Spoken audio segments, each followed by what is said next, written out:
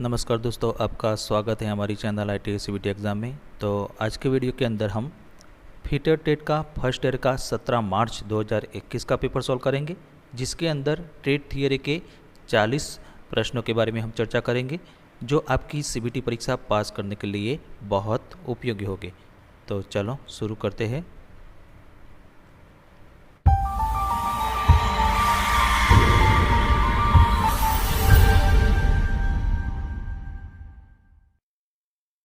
तो आज paper number 1। तो पहला प्रश्न, नेम द मैंडेटरी सिंबल, यानी कि अनिवार्य प्रतीक का नाम बताइए। तो यहाँ सिंबल दिया है और ऑप्शन ए रास्ता दे यानी कि गिव वे, बी रुकना यानी कि स्टॉप, सी रक्षित यानी कि गार्डेड और डी अरक्षित यानी कि अनगार्डेड। तो इसका सही जवाब है ऑप्शन नंबर ए रास्ता दे यानी कि गिव वे। इसके बाद अगला सवाल, what are the 3 factor cases fire, यानी कि आग लगने के 3 कारण क्या है। तो यहाँ ऑप्शन दिए है ए ईंधन गर्मी ऑक्सीजन, बी ऑक्सीजन ईंधन नाइट्रोजन, सी गर्मी नाइट्रोजन ऑक्सीजन और डी ईंधन कार्बन डाइऑक्साइड और गर्मी। तो इसका सही जवाब है ऑप्शन नंबर ए ईंधन गर्मी ऑक्सीजन, यानी कि फ्यूअल हीट एंड ऑक्सीजन। इसके बाद अगला सवाल, what is the first step of avoiding accident in work place, यानी कि कार्यस्थल पर दुर्घटना से बचने के लिए पहला कदम क्या है। तो दोस्तों यहाँ ऑप्शन दिए है सुरक्षा उपकरण पहनकर, बी चीज़ों को अपने तरीके से करना, सी सुरक्षा सावधानियों का पालन करके और डी बहुत कुशल कार्य अभ्यास के साथ कार्य करना। तो उसका सही जवाब है ऑप्शन नंबर सी सुरक्षा सावधानियों का पालन करके, यानी कि बाय ऑब्जर्विंग सेफ्टी प्रिस्क्रिप्शन। इसके बाद अगला सवाल, which chisel is use for removing material on the corner of the keyway, यानी कि कीवे के कोनों पर सामग्री को हटाने के लिए किस सैनी यानी कि चीजल का उपयोग किया जाता है। तो ऑप्शन ए फ्लैट सैनी यानी कि flat chisel, B diamond point छेनी, सी क्रॉसकट सैनी और डी आधा गोल नाक छेनी यानी कि हाफ राउंड नोज चीजल। तो इसका सही जवाब है option number B diamond point छेनी यानी कि डायमंड पॉइंट चीजल।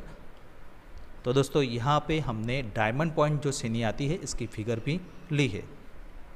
इसके बाद अगला सवाल, which part of outside micrometer ensure a uniform pressure between the measuring surface, यानी कि बाहरी माइक्रोमीटर का कौन सा भाग मापने वाली सतह के बीच एक समान दबाव सुनिश्चित करता है।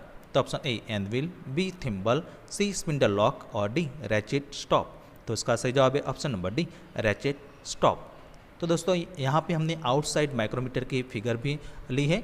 तो उनमें जो रैचेट स्टॉप जो आता है यहाँ लास्ट में जो एंड पर है, तो उसको रैचेट स्टॉप कहते हैं।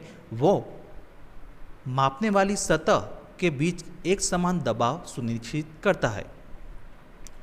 इसके बाद अगला सवाल, which type of hammer is use for riveting purpose, यानी कि रिवेटिंग उद्देश्य के लिए किस प्रकार के हथौड़े का उपयोग किया जाता है। तो option A sledge hammer, B ball pin hammer, C cross pin hammer और डी स्ट्रेट पिन हैमर। तो इसका सही जवाब है option number B ball pin hammer. तो बॉल पिन हैमर की यहाँ फिगर भी हमने ली है, जो रिवेटिंग के उद्देश्य यानी कि पर्पज के लिए उस प्रकार का बॉल पिन हैमर जो आता है उसका प्रयोग किया जाता है। इसके बाद अगला सवाल, which is a integral part of the stock in vernier bevel protector, यानी कि वर्नियर बेवल प्रोटेक्टर में स्टॉक का एक अभिन्न अंग कौन सा है। तो option A disc, B dial, C blade और डी मुख्य स्केल। तो उसका सही जवाब है डायल। तो दोस्तों यहाँ पे हमने वर्नियर बेवल प्रोटेक्टर की फिगर भी ली है। इनमें स्टॉक का अभिन्न जो आता है वो डायल है। इसके बाद अगला सवाल, which part of combination set is use to mark and check angle of 90 degree and 45 degree, यानी कि कॉम्बिनेशन सेट के किस भाग का प्रयोग 90 डिग्री और 45 के कोणों को चिन्हित करने के और जांचने के लिए किया जाता है। तो option A rule, B centre head, C square head और डी प्रोटेक्टर हेड। तो इसका सही जवाब है option number C square head यानी कि स्क्वायर हेड। तो यहाँ पे हमने फिगर भी ली है। तो उसमें जो स्क्वायर हेड जो होता है दोस्तों यहाँ पे दिखाया है, तो वो 90 और 45 के कोणों को चिन्हित करने और जांचने के लिए इसका उपयोग किया जाता है। इसके बाद अगला सवाल, which part of universal surface gauge hold the scriber, यानी कि यूनिवर्सल सरफेस गेज का कौन सा भाग स्काइबर रखता है। तो option A snug, B guide pin, C rocker arm और डी फाइन एडजस्टमेंट स्क्रू। तो इसका सही जवाब है ऑप्शन नंबर ए स्नग। तो दोस्तों यहाँ पे हमने यूनिवर्सल सरफेस गेज की फिगर भी ली है। तो उनमें जो स्नग जो भाग होता है वो स्काइबर को रखता है यानी कि होल्ड करता है। इसके बाद अगला सवाल, which sheet metal is highly resistance to corrosion and abrasion, यानी कि कौन सी सीट धातु संसारण और घर्षण के लिए अत्यधिक प्रतिरोधी है। तो ऑप्शन ए तांबा यानी कि कॉपर, बी काला लोहा यानी कि ब्लैक आयरन, सी एल्यूमिनियम और डी गैल्वेनाइज लोहा यानी कि गैल्वेनाइज आयरन। तो उसका सही जवाब है ऑप्शन नंबर सी एल्यूमिनियम। इसके बाद अगला सवाल, which cutting fluid use for drilling in cast iron, यानी कि कास्ट आयरन में ड्रिलिंग के लिए किस कटिंग फ्लूइड का प्रयोग किया जाता है। तो option A dry air jet, B घुलनशील तेल यानी कि सॉल्यूबल ऑयल, सी खनिज तेल और डी वनस्पति तेल यानी कि वेजिटेबल ऑयल। तो उसका सही जवाब है option number A dry air jet. इसके बाद अगला सवाल, which flux use for soldering steel, यानी कि स्टील के सोल्डरिंग के लिए किस फ्लक्स का उपयोग किया जाता है। तो option A ammonium chloride, B zinc chloride, C resin और डी पेस्ट। तो उसका सही जवाब है option number A ammonium chloride. इसके बाद अगला सवाल, what is the material use to manufacturing rivets, यानी कि रिवेट बनाने के लिए किस सामग्री यानी कि मटेरियल का उपयोग किया जाता है। तो option A rubber, B synthetic, C कठोर स्टील यानी कि हार्ड स्टील और डी माइल्ड स्टील। तो इसका सही जवाब है option number D mild steel यानी कि एमएस। इसके बाद अगला सवाल, name the sheet metal operation, यानी कि सीट मेटल ऑपरेशन का नाम बताइए। तो दोस्तों यहाँ पे फिगर दी है, उनमें जो ऑपरेशन है किया गया है उसका नाम बताना है। तो option A going, B notching, C bending और डी होल्डिंग। तो उसका सही जवाब है ऑप्शन नंबर ए गोइंग। इसके बाद अगला सवाल, which sheet metal withstand contact with water and exposure to weather, यानी कि कौन सी सीट धातु पानी और मौसम के संपर्क में आने का सामना करती है। तो option A black iron, B copper sheet, C stainless sheet और डी गैल्वेनाइज आयरन। तो उसका सही जवाब है option number D galvanize iron. इसके बाद अगला सवाल, what is the oxygen cylinder colour, यानी कि ऑक्सीजन सिलेंडर का रंग कैसा होता है। तो दोस्तों यहाँ ऑप्शन दिए है, ए लाल यानी कि रेड, बी नीला यानी कि ब्लू, सी काला यानी कि ब्लैक और डी मरून। तो उसका सही जवाब है ऑप्शन नंबर सी काला यानी कि ब्लैक। तो दोस्तों यहाँ पे हमने फिगर भी ली है कि ऑक्सीजन सिलेंडर जो होता है वो काला यानी कि ब्लैक कलर का होता है। इसके बाद अगला सवाल, what is the storing capacity of oxygen cylinder, यानी कि ऑक्सीजन सिलेंडर की भंडारण क्षमता कितनी होती है। तो option A 7 metre cube, B 10 metre cube, C 14 metre cube और डी 15 मीटर क्यूब। तो उसका सही जवाब है option number A 7 metre cube. इसके बाद अगला सवाल, what is the colour painted on the acetylene gas cylinder, यानी कि एसिडिटिंग गैस सिलेंडर पर किस रंग का पेंट किया जाता है। तो ऑप्शन ए काला यानी कि ब्लैक, बी हरा यानी कि ग्रीन, सी नीला यानी कि ब्लू और डी मरून। तो उसका सही जवाब है ऑप्शन नंबर डी मरून। तो दोस्तों यहाँ पे हमने एसिडिटिन और ऑक्सीजन जो सिलेंडर आते हैं इसकी फिगर भी ली है। जो एसिडिटिन सिलेंडर जो होता है वो मरून कलर का होता है और ऑक्सीजन जो सिलेंडर होता है वो ब्लैक यानी कि काला कलर का होता है। इसके बाद अगला सवाल, which process blow out the cylinder valve socket before connecting the regulator, यानी कि रेगुलेटर को जोड़ने से पहले कौन सी प्रक्रिया सिलेंडर वाल सॉकेट को बाहर निकालती है। तो option A cracking, B backfire, C flashback और डी दबाव परीक्षण यानी कि प्रेशर टेस्टिंग। तो उसका सही जवाब है ऑप्शन नंबर ए क्रैकिंग।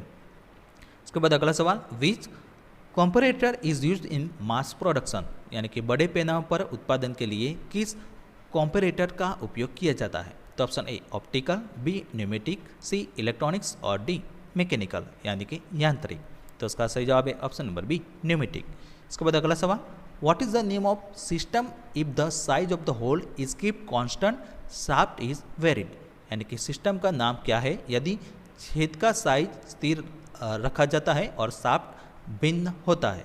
तो दोस्तों यहाँ ऑप्शन दी है bilateral system, B unilateral system, C hole basis system और डी शाफ्ट बेसिस सिस्टम। तो उसका सही जवाब है option number C hole basis system. इसके बाद अगला सवाल, which part indicate the reading of dial test indicate, यानी कि डायल टेस्ट के रीडिंग को कौन सा भाग दर्शाता है? तो option A stem, B anvil, C pointer और डी प्लंजर। तो इसका सही जवाब है ऑप्शन नंबर सी पॉइंटर। तो यहाँ पे हमने डायल टेस्ट इंडिकेटर जो आता है इसकी फिगर भी ली है और उनमें रीडिंग जो होता है वो पॉइंटर दर्शाता है। इसके बाद अगला सवाल, what is the number of fundamental variation in the BIS system, यानी कि BIS प्रणाली में मूलभूत विचलन की संख्या कितनी होती है? तो ऑप्शन ए 25, बी 20, सी 15 और डी 26। तो उसका सही जवाब है ऑप्शन नंबर ए 25। इसके बाद अगला सवाल, how the identify high spot while scraping, यानी कि स्क्रैपिंग करते समय उच्च स्पॉट की पहचान कैसे करें? तो option A Prussian blue, B सफ़ेद चाक यानी कि white chalk, C copper sulphate और डी सेल्यूलोज लेकर। तो उसका सही जवाब है option number C copper sulphate. इसके बाद अगला सवाल, which gauge use to check the internal thread of component, यानी कि घटकों के आंतरिक धागे यानी कि थ्रेड के लिए किस गेज का उपयोग किया जाता है? तो option A thread ring gauge, B taper ring gauge, C thread plug gauge और डी कैलिपर गेज। तो उसका सही जवाब है option number C thread plug gauge. तो इसकी भी हमने यहाँ फिगर ली है। इसके बाद अगला सवाल, what is the name of part mark as X in hand reamer, यानी कि हैंड रिमर में एक्स के रूप में चिन्हित भाग का नाम क्या है? तो यहाँ फिगर दी है और option A taper lead, B bevel lead, C circular lead और डी टेपर लीड एंगल। तो इसका सही जवाब है option number D taper lead angle. इसके बाद अगला सवाल, what is the countersink angle of chamfering in the end of drilled hole for threading, यानी कि थ्रेडिंग के लिए ड्रिल किए गए छेद के अंत में चैम्फरिंग का काउंटरसिंक कोण कितना होता है? तो option A 75 degree, B 80 degree, C 90 degree और डी 120 डिग्री। तो इसका सही जवाब है ऑप्शन नंबर डी 120 डिग्री। इसके बाद अगला सवाल, what is the name of the angle mark x in the reamer, यानी कि रिमर में एक्स के रूप में चिन्हित कोण का नाम क्या है? तो यहाँ फिगर दी है और ऑप्शन ए रैक कोण यानी कि रैक एंगल, बी फ्लूट कोण यानी कि फ्लूट एंगल, सी हेलिक्स कोण यानी कि हेलिक्स एंगल और डी क्लीरियंस कोण यानी कि क्लीरियंस एंगल। तो इसका सही जवाब है ऑप्शन नंबर सी हेलिक्स कोण यानी कि हेलिक्स एंगल। इसके बाद अगला सवाल, what is the term the top surface joining the two side of A thread, यानी कि एक थ्रेड के दोनों किनारों को मिलाने वाली ऊपरी सतह को क्या कहते हैं? तो option A root, B crest, C flank और डी पिच। तो उसका सही जवाब है ऑप्शन नंबर बी क्रेस्ट। तो दोस्तों यहाँ पे हमने स्क्रू थ्रेड टर्मिनोलॉजी जो आती है इसकी फिगर भी ली है। तो थ्रेड के दोनों किनारों को मिलाने वाली जो ऊपरी सतह होती है उसको क्रेस्ट कहते हैं। तो यहाँ पे आप देख सकते हो। इसके बाद अगला सवाल, what is the name of part mark as X in telescopic gauge, यानी कि टेलीस्कोपिक गेज में एस के रूप में चिन्हित भाग का नाम क्या है? तो यहाँ फिगर दी है टेलीस्कोप गेज की और option A handle, B fix leg, C plunger lock और डी टेलीस्कोपिक लेग। तो उसका सही जवाब है option number C plunger lock. इसके बाद अगला सवाल, what is the tool use in grinding operation, यानी कि ग्राइंडिंग ऑपरेशन में किस उपकरण का उपयोग किया जाता है? तो यहाँ फिगर दी है और option A honing tool, B अपघर्षक स्टिक यानी कि abrasive stick, C diamond dresser और डी स्टार व्हील ड्रेसर। तो इसका सही जवाब है option number C diamond dresser. इसके बाद अगला सवाल, what is the name of part mark as X in centre lathe, यानी कि केंद्र लेथ में एक्स के रूप में चिन्हित भाग का नाम क्या है? तो यहाँ सेंटर लेथ की फिगर दी है और option A apron, B saddle, C cross slide और डी कंपाउंड रेस्ट। तो इसका सही जवाब है ऑप्शन नंबर ए एप्रॉन। इसके बाद अगला सवाल, which type of thread is use in screw jack, यानी कि स्क्रू जैक में किस प्रकार के थ्रेड का प्रयोग किया जाता है? तो option A V thread, B Acme thread, C knuckle thread और डी स्क्वायर थ्रेड। तो इसका सही जवाब है option number D square thread.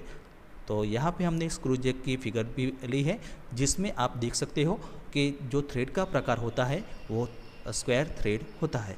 इसके बाद अगला सवाल, what type of cutting tool use in mass production, यानी कि बड़े पैमाने पर उत्पादन में किस प्रकार के कटिंग टूल का उपयोग किया जाता है? तो option A solid tools, B badger tool, C throw away type tools और D inserted bit with holder. तो इसका सही जवाब है option number C throw away type tools. इसके बाद अगला सवाल, what is the name of the operation, यानी कि ऑपरेशन का नाम क्या है? तो यहाँ फिगर दी है, उस ऑपरेशन का नाम बताना है। तो option A square shoulder, B filleted shoulder, C bevelled shoulder और डी अंडरकट शोल्डर। तो उसका सही जवाब है option number D, undercut shoulder.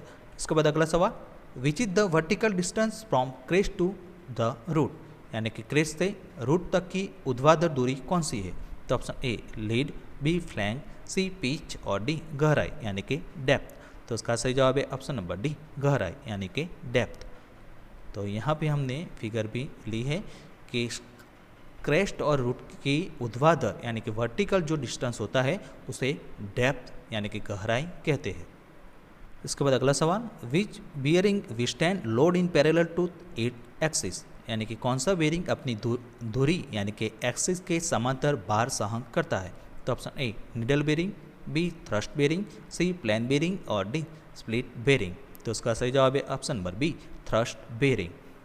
इसके बाद अगला सवाल, name the type of part shown in assembly technique, यानी कि असेंबली तकनीक में दिखाए गए भाग के प्रकार का नाम बताइए। तो यहाँ फिगर दी है और option A taper pin, B split pin, C quarter pin और डी स्प्रिंग पिन। तो इसका सही जवाब है option number C, quarter pin. इसके बाद अगला सवाल, which assembly technique is similar to riveting method, यानी कि कौन सी असेंबली तकनीक रिवेटिंग विधि के समान है? तो option A doweling, B pinning, C panning और डी स्टैकिंग। तो उसका सही जवाब है ऑप्शन नंबर सी, पैनिंग। तो दोस्तों नेक्स्ट वीडियो के अंदर हम पेपर नंबर 2 के बारे में चर्चा करेंगे।